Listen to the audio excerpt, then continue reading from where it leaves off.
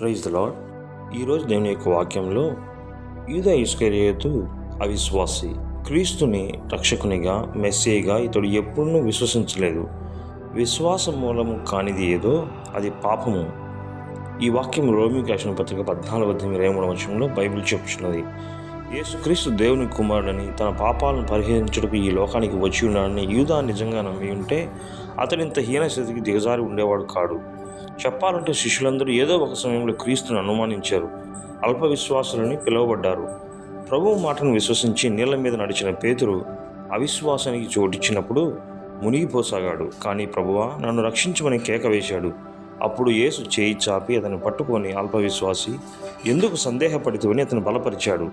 ఈ వాక్యం మత్తయి సువార్త 14:20 నుంచి చూడగలము.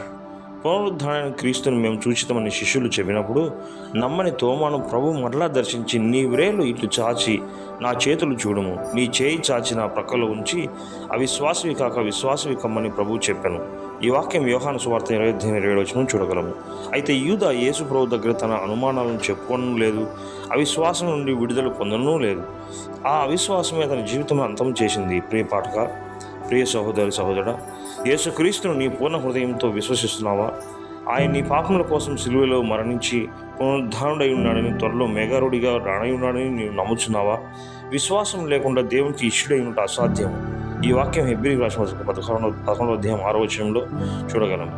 విశ్వాసం లేనివాడు దేవుని రాజ్యమునకు వారసుడు కానేరడు.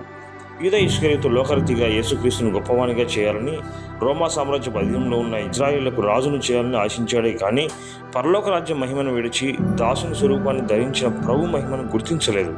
ప్రభు రాజ్యం పరలోకమని, ఆయన రాజ్యం నిరంతరమైనదని గుర్తించలేకపోయాడు.